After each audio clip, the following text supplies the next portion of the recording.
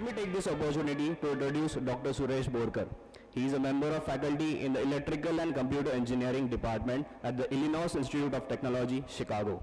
He is the president of Telecom Solutions, a knowledge share company, and also a senior principal investigator with Robertson and Associates, a technology and management company based in Chicago. He is a visiting faculty member at MITSOT, Pune.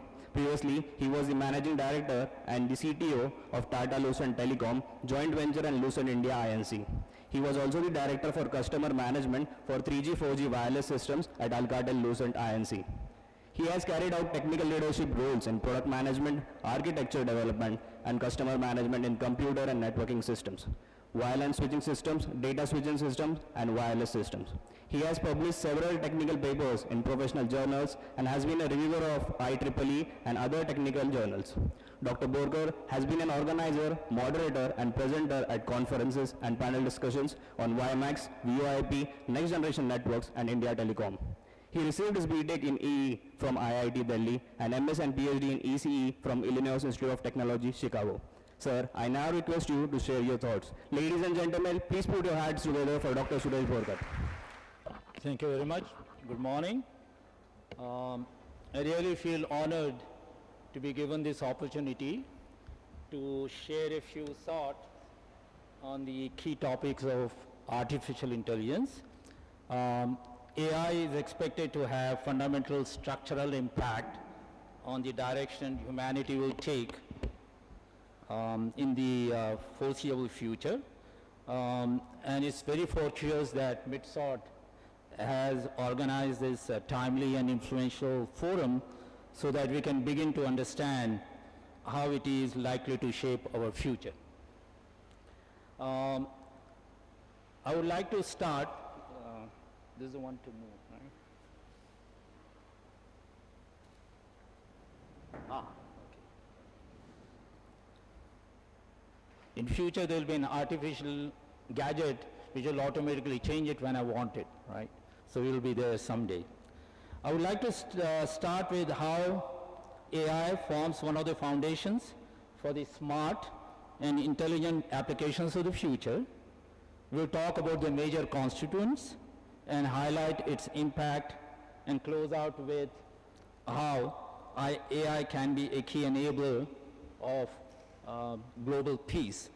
The theme of the day is ultimately global peace, and we'll see how, and you could see that in the speech for the AI for world peace about how AI is so important as an enabler for world peace. AI has been a part of human imaginations since mythological days, and hence it is a good place to start. Many of you, of course, that doesn't work well.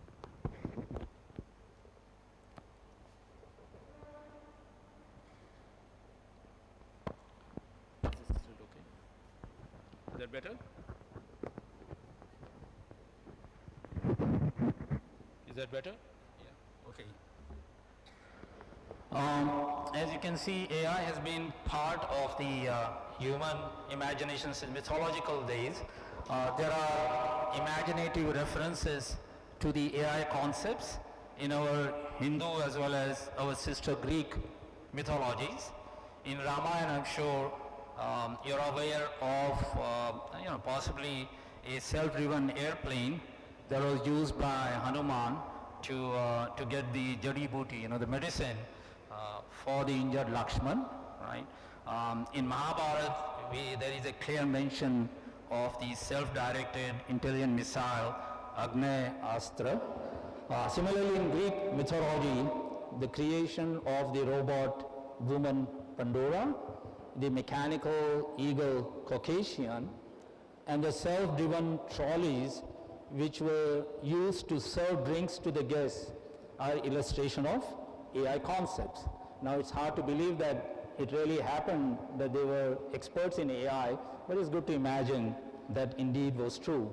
In fact, those automatically driven trolleys may embody the first instances of what we are designing today as driverless cars. Clearly, human imagination is unbounded and by definition is superbly imaginative. So, but it does form the basis of creative and scientific discoveries and inventions in subsequent times. So let's come down to the realm of reality from our imagination of mythology and look at AI in an interesting framework of Darwin's theory of evolution. The genesis of AI starts with the computer, which is considered as the first generation of information evolution. Right?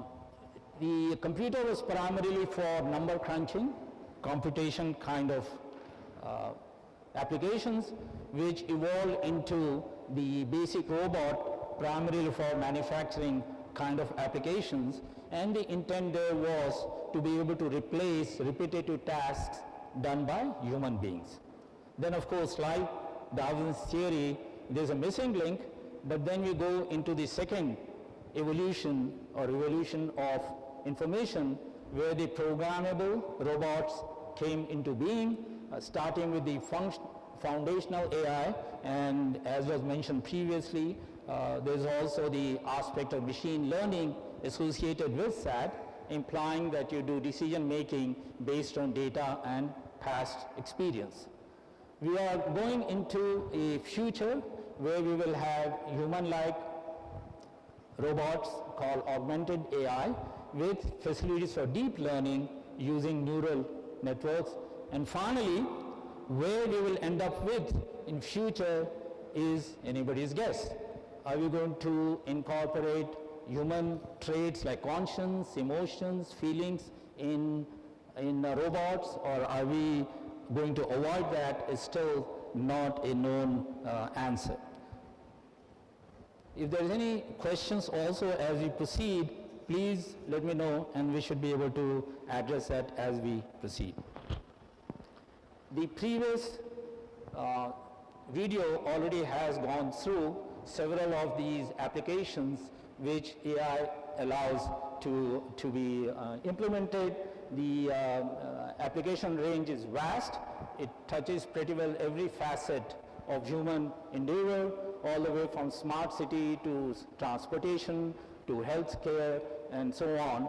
And in common terminologies, these applications are commonly called the intelligent applications for the future.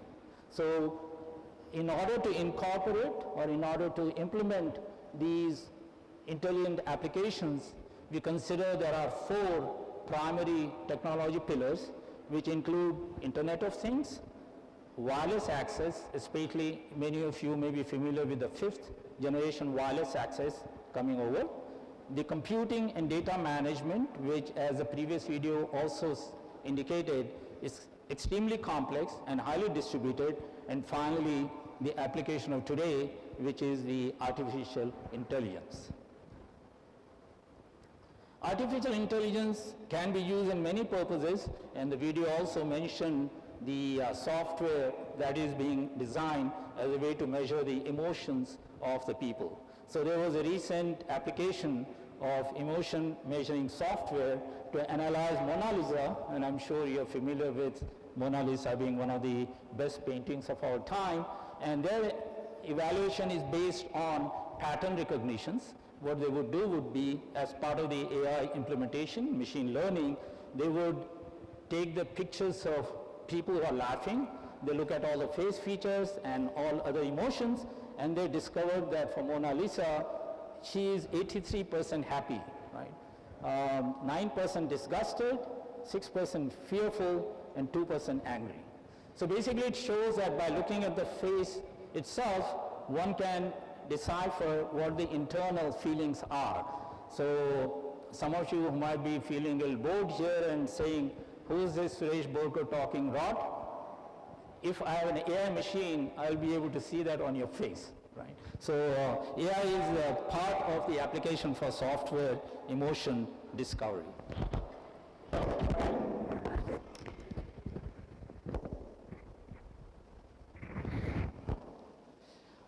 I just want to quickly summarize what the basic architecture for AI is. there are approaches as a way to basically mimic how we as human beings act. There are three basic steps we take. Firstly, it involves sensing, looking at some data, and the primary approach of doing that is computer vision and audio processing. Then you comprehend, understand what that data means, and that's done using natural language processing and knowledge representation. And finally, we act. And acting part is what is done by machine learning, which not only uses the current data, but uses historical information and experience as a way to take decisions along with the expert systems. The video also mentioned something about there is the issue of either whether artificial intelligence is good, bad, is it going to destroy humanity or help humanity, is it a friend or a foe. So when the information is collected for large number of thought leaders in artificial intelligence, the green ones indicate the good statements, the bad one indicates that it's going to be trouble. Almost 2/3 of the people, including our own Sundar Pichai and Satya Nadella, believe that AI would be good for humanity, and the other 1/3 did not. So clearly, I am with Pichai and Nadella, and also believe, like most of you, I hope, that artificial intelligence is going to be of benefit and good for the humanity. So we have collected here a set of benefits relating to artificial intelligence.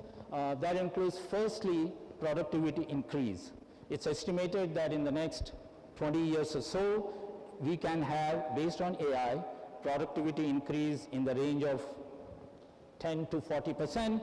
Now, there have been situations in terms of indicating that at the same time would be lost jobs, but basic idea being, just like previous industrial revolutions, the lost jobs would be compensated by the increase of more sophisticated, more advanced, and higher skilled people as a way to increase the productivity.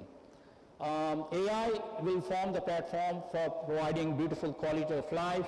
You might also have already heard that there are Siri and other entities, Alexa and all available, which on your command, voice command basis, can do some actions for you. So we see the initial stages of how personal assistance, human health, improvement and all will be part of AI's contribution to humanity. AI is going to help in terms of societal and environmental improvements. That includes arresting the climate slide, instant global communication.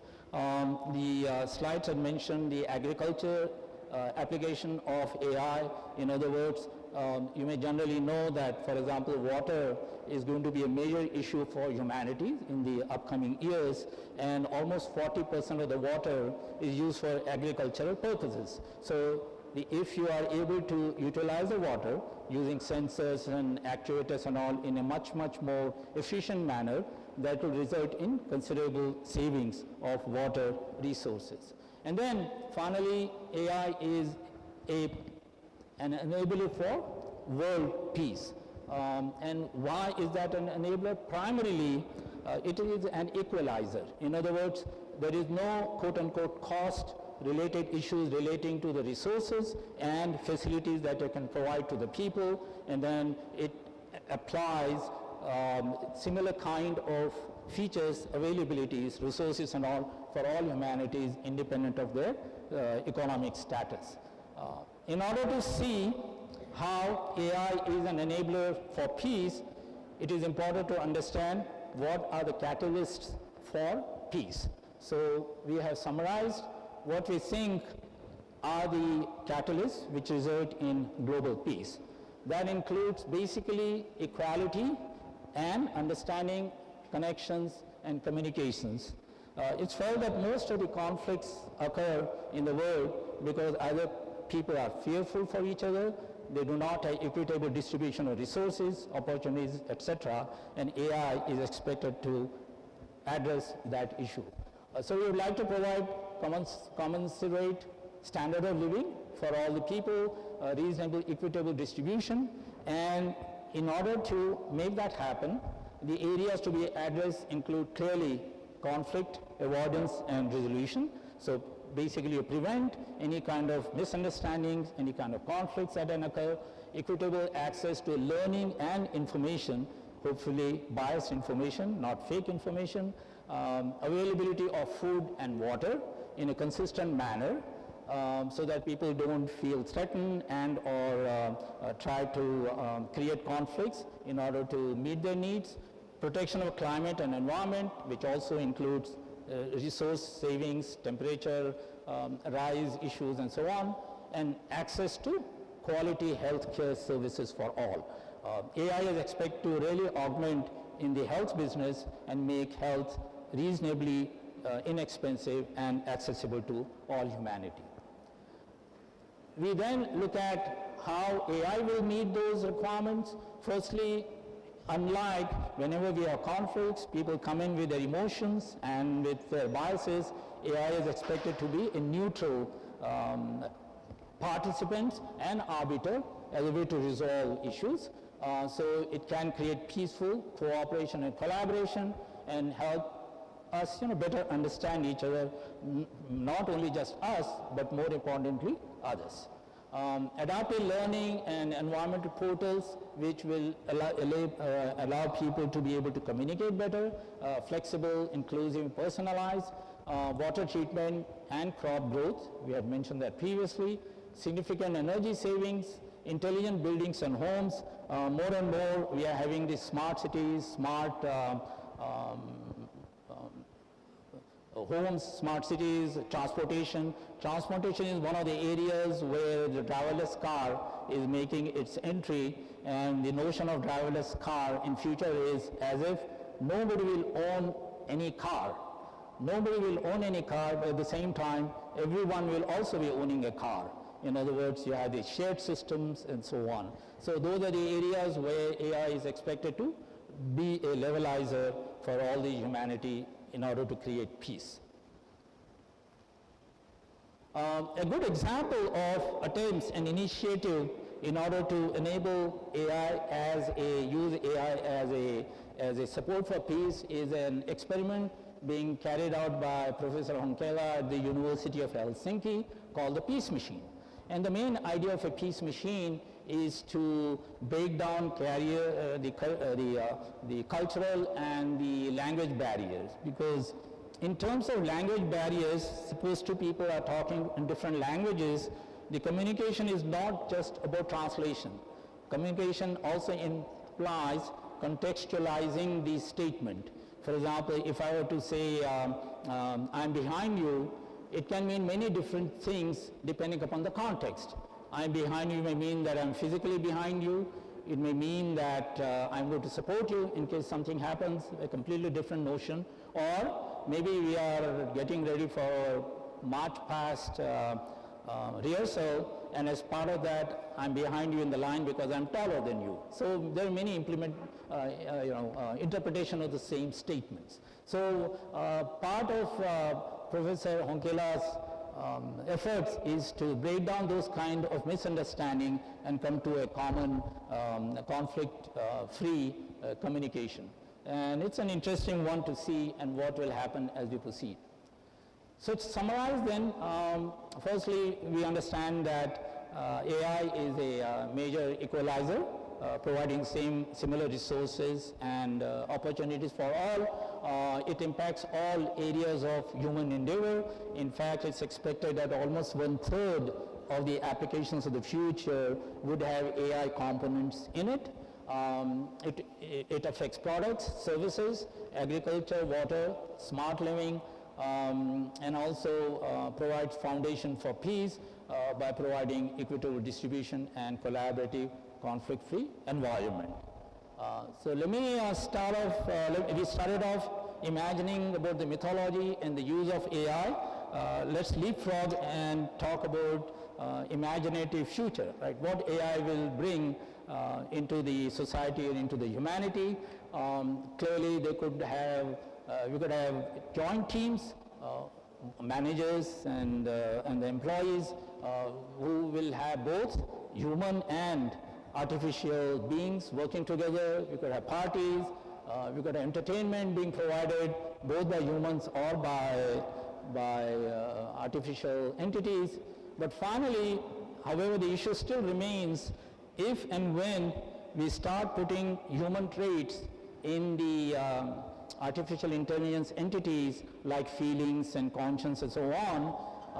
Here is an artificial intelligent person going to a psychiatrist, and the psychiatrist himself or herself could also be either human or artificial intelligent person, and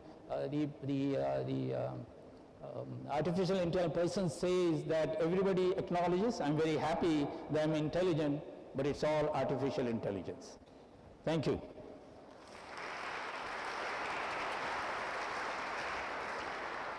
Thank you so much, sir, for your wonderful insights. Let us acknowledge and appreciate the presence of Dr. Sharat Airani. He is the Chief Information Security and Strategic IT Luminary. He has 27 years of experience in IT. Voted the most respected CIO in India by Pious CIOs conducted by CIO Association of India in 2012. Winner and recipient of many awards and accolades for pioneering business IT implementations. Speaker on varied topics on IT in India and abroad. He has also presented papers on